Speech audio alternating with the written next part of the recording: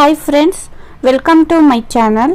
ಇವತ್ತಿನ ಈ ವಿಡಿಯೋದಲ್ಲಿ ನಾನು ಹಾಗಲಕಾಯಿಯ ಗೊಜ್ಜು ಯಾವ ರೀತಿ ಮಾಡಬೇಕು ಅಂತ ತಿಳಿಸ್ಕೊಡ್ತಾ ಇದ್ದೀನಿ.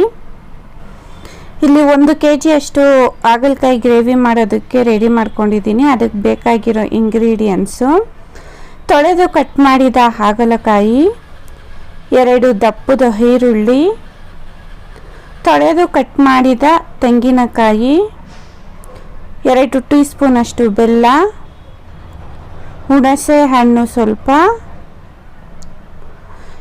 3 ಟೀ ಸ್ಪೂನ್ ಅಷ್ಟು ಸಾಂಬಾರ್ ಪುಡಿ,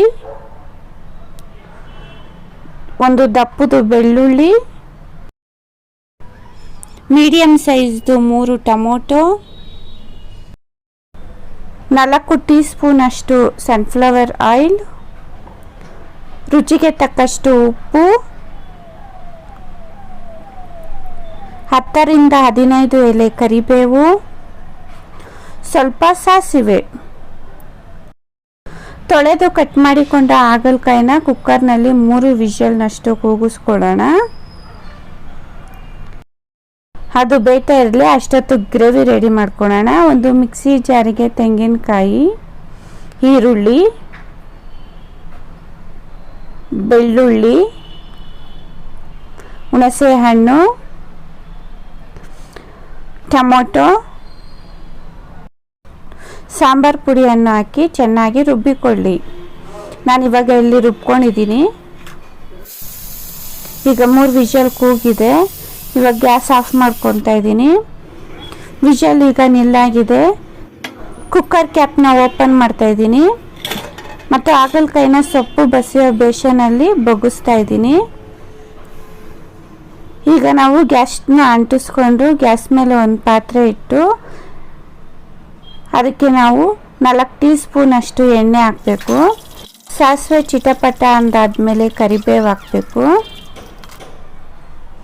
ಕರಿಬೇವು ಹಾಕಾದ್ಮೇಲೆ ಹಂಗೆ ಮಸಾಲೆ ಹಾಕಿ ನಾವು ಎಣ್ಣೆಯಲ್ಲಿ ಚೆನ್ನಾಗಿ ಫ್ರೈ ಮಾಡಬೇಕು. ಮಸಾಲೆನ ಒಂದು 3 to 4 ಮಿನಿಟ್ಸ್ ನಾವು ಮಸಾಲೆನ ಎಣ್ಣೆದಲ್ಲೇ ಫ್ರೈ ಮಾಡಬೇಕು. ಇದರಿಂದ ನಮಗೆ ಟೇಸ್ಟು ಬೇರೆನೇ ಸಿಗುತ್ತೆ. ನಾವು ಯಾವುದೇ ರೀತಿ ಸಾಂಬಾರುಗಳನ್ನ ನಾವು ಎಣ್ಣೆದಲ್ಲೇ ಫ್ರೈ ಮಾಡಿ ಸಾಂಬಾರು ಮಾಡೋದ್ರಿಂದ ನಮಗೆ ಟೇಸ್ಟು ತುಂಬ ಚೆನ್ನಾಗಿ ಬರುತ್ತೆ. ಈಗ ನಾನಿಲ್ಲಿ ಬೇಯಿಸ್ಕೊಂಡಿರೋಂಥ ಹಾಗಲಕಾಯಿನ ಹಾಕ್ತಾಯಿದ್ದೀನಿ. ಹಾಕಾದ್ಮೇಲೆ ಒಂದೊಳ್ಳೆ ಮಿಕ್ಸ್ ಮಾಡಿ, ಮಸಾಲೆ ಎಲ್ಲ ನಮಗೆ ಹಾಗಲಕಾಯಿಗೆ ಅಂಟ್ಕೊಬೇಕು. ಆ ರೀತಿ ಮಿಕ್ಸ್ ಮಾಡಿ. ಈ ರೀತಿ ಹಾಗಲಕಾಯಿ ಗೊಜ್ಜು ಮಾಡೋದ್ರಿಂದ ಮಕ್ಕಳು ಇಷ್ಟಪಟ್ಟು ತಿಂತಾರೆ, ಯಾಕಂದರೆ ಇದರಲ್ಲಿ ಕಹಿ ಅಂಶ ಇರೋದಿಲ್ಲ. ಇದಕ್ಕೆ ಸ್ವಲ್ಪ ನೀರು ಹಾಕ್ಕೊಬೇಕು, ಒಂದು 1/4 ಗ್ಲಾಸ್ ಅಷ್ಟು, ಇಲ್ಲಾಂದರೆ ಬೇಯಿಸ್ಕೊಂಡಿರೋ ನೀರಾದರೂ ನೀವು ಹಾಕ್ಬೋದು. ಇವಾಗ ಒಂದು ಮಿಕ್ಸ್ ಮಾಡಿ.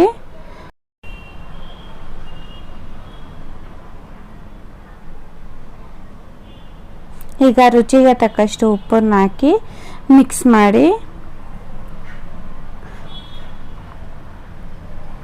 ಮಿಕ್ಸ್ ಮಾಡಾದ್ಮೇಲೆ ಇದಕ್ಕೆ 1-2 ಟೀ ಸ್ಪೂನ್ ಅಷ್ಟು ಬೆಲ್ಲ ಹಾಕಿ ಒಂದೊಳ್ಳೆ ಮಿಕ್ಸ್ ಮಾಡಿ.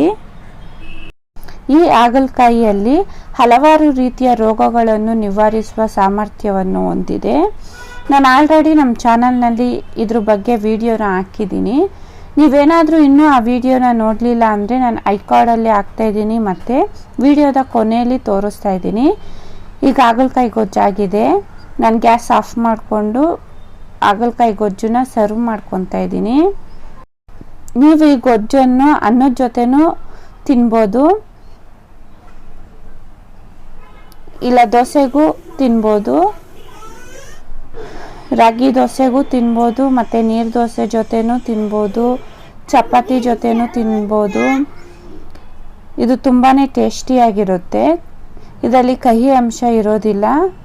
ಈ ವಿಡಿಯೋ ನಿಮಗೇನಾದರೂ ಇಷ್ಟ ಆಗಿದರೆ ನಮ್ಮ ಚಾನಲ್ನ ಈಗಲೇ ಸಬ್ಸ್ಕ್ರೈಬ್ ಮಾಡ್ಕೊಳ್ಳಿ, ಹಾಗೂ ಪಕ್ಕದಲ್ಲಿರುವ ಬೆಲ್ ಐಕಾನ್ ಮೇಲೆ ಕ್ಲಿಕ್ ಮಾಡಿ, ಒಂದು ಲೈಕ್ ಮಾಡಿ, ಶೇರ್ ಮಾಡಿ, ಹಾಗೂ ನಿಮಗೇನಾನ ಡೌಟ್ ಇದ್ದರೆ ಕಮೆಂಟ್ ಮೂಲಕ ತಿಳಿಸಿ. Bye friends.